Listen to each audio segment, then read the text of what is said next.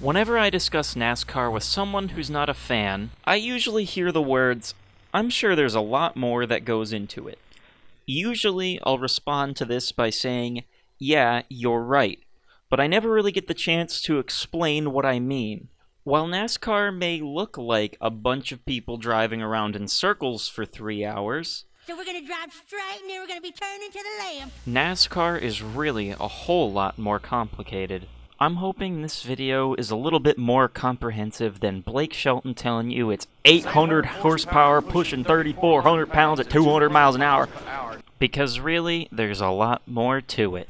Here are 5 things you should know before watching NASCAR. Number 1. Loose and tight. These are conditions in which the car is driving.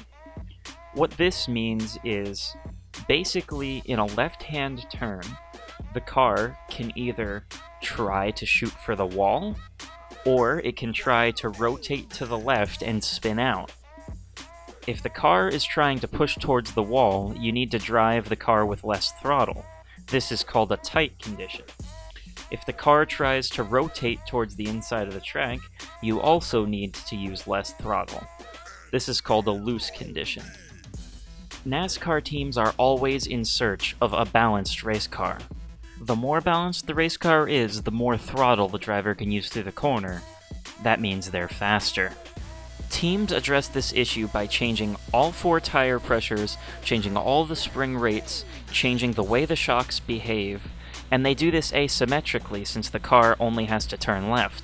What you end up with is a million combinations between the left and right to figure out how to get a car to be balanced. Things that can affect a car to make it loose or tight can be the track temperature, the banking, the speed at which the car enters the corner, and basically every other thing that you can think of. Number 2, all of the tracks are very different. People like to get heated about this topic, but there's really only one answer. Although all the tracks share a characteristic, they all turn left, that's pretty much as far as the similarities go. Some tracks are concrete, some tracks are asphalt, some tracks have a lot of banking, some tracks are different at one end, some tracks are super long, some tracks are super short. After all this, you get a complete circuit of tracks that are completely different and all create unique races. Number 3. NASCAR relies on strategy. While drivers are on the track performing at high speed, the crew chiefs are looking at how to manage their tires and fuel to get them through the race in the most efficient way possible. Tire wear is a big deal in NASCAR. As drivers push their cars to the limits, tires wear away to nothing, and they could become in danger of exploding.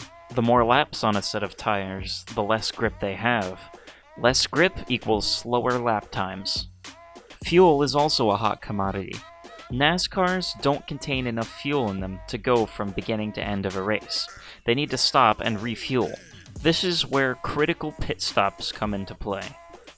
Pit crews in NASCAR service a car in under 12 seconds, replacing all 4 tires and refueling the car. Crew chiefs plan strategies. Knowing when to pit is critical to minimize the time on pit road. Pitting also gives teams an opportunity to adjust their car. If the car is too loose or too tight, the team can adjust air pressures and different parts of the suspension during a pit stop. Teams have gone from running in the top 15 to running in the top 5 in under a few pit stops. Number 4. The driver's job behind the wheel is difficult. NASCARs are difficult to drive. They have a lot of power, and this power is very difficult to control. To be a good driver, you have to have good perception, good hand-eye coordination, and also be able to control the throttle and feel the physics of the car around you to make sure that you're not giving it too much throttle as to where the car is going to lose traction, and also to make sure that you're not giving up time on the track. I heard a quote one time, and I'm not sure where it came from. I think it was somebody in F1 maybe. They said a good driver has a good ass. And this isn't looks, mind you. This is basically the sensitivity of your body to change around you, to make sure that you can feel the vibrations of the car. Practice in racing is called seat time for a reason. Drivers not only have to have a sensitive body that can feel the physics of the car around them, they also have to be strong decision makers. Drivers have to decide where they're going to place the car in a corner to maintain the most momentum. They do what's called racing the track.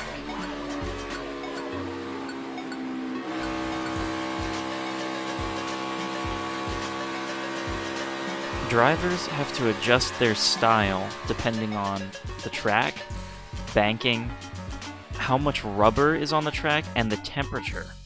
Not only do drivers have to race against the track, they also have to race against 39 other drivers. This makes a lot of the racing tight, with drivers being inches away from one another on the track. Races are also long, and the temperatures inside the cars can get extremely hot. Racers can be in 140 degree heat inside of a car for upwards of 3, 4, even 5 hours depending on cautions. This takes a lot of stamina and endurance because their power steering units aren't exactly light like an average daily driver. So think back to the conditions of loose and tight that we talked about earlier. Imagine being a driver battling one of those conditions, struggling to keep a hold of your car in 120 degree temperatures for 3 hours straight. Some people ask me, how can one driver be faster than another when they're all driving the same cars in an oval? Well, think about it. All the cars are set up differently, and all the drivers have different minds. So it's easy to imagine how one driver can be faster than another on a certain condition. Another thing to mention is drafting. When one car gets behind another car, a pocket of air is created between the two cars, and the car in the back has less downforce on it. This means in a straight line it can go faster, however in a corner it can create a push condition.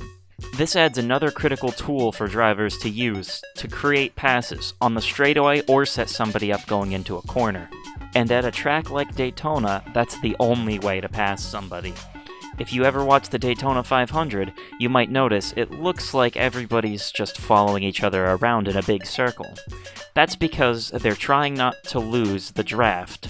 If a single car falls away from the pack of cars, they'll instantly lose all of their speed and be quickly off the pace. On to our last topic, the dynamics of the competition. We've already discussed that NASCAR is a team sport. Teams have pit crews, plus engineers and people that help set up the car. They have their crew chiefs and PR guys, you name it. A team can have 20, maybe even 30 people at the track for a weekend. We've also talked about the fact that there are 40 drivers on the track at a time. One of the things that makes racing, and NASCAR specifically, unique is the fact that it's a centralized sport.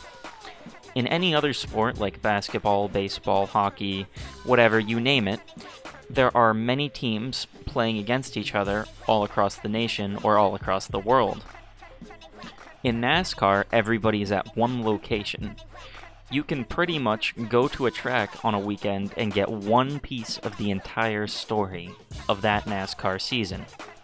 It's also incredible to think about rivalries and tensions between competitors. In sports, generally, if you have a rivalry, you won't meet that team again for another few weeks, a month. But in NASCAR, you're seeing the same people week to week. This is how tensions rise in NASCAR, and you can follow a story between two teams battling back and forth, and there really is no lull in the action. They're battling every week. So there it is. These are 5 things I wish I could tell people about before they watch their first NASCAR race. Thank you for watching this video, and I'd like to take this time to dedicate it to C.W. Smith. He was a race car driver that raced in the Busch and ARCA series back in the late 90s and early 2000s.